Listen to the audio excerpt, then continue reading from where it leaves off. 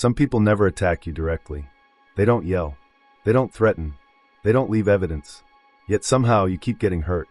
And every time you try to confront them, they have the perfect explanation. Act 1. The pattern. Plausible deniability is one of the quietest manipulation tactics. Because technically, they never do anything wrong. The insult was a joke. The betrayal was a misunderstanding. The broken promise was bad timing. Everything has an explanation. And every explanation sounds just reasonable enough to create doubt. Not doubt about them, doubt about your reaction. Act 2. The psychological trap. This tactic works because humans rely on proof. If you can't prove harm, you begin questioning whether harm happened at all. Manipulators understand this deeply, so they stay just inside the line. They imply instead of accuse. They hint instead of state. They provoke indirectly. The damage happens emotionally, but the behavior stays technically defensible. Act 3. The social shield. Plausible deniability also protects their reputation. If you try to explain what happened to others, it sounds weak. You say, they didn't say it directly.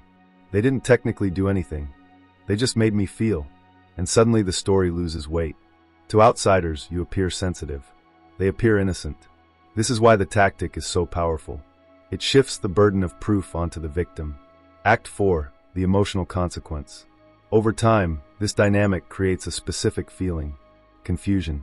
You feel hurt, but unsure why. Angry, but unable to explain it clearly. Manipulators thrive in that gray zone, because confusion delays confrontation, and delay preserves control.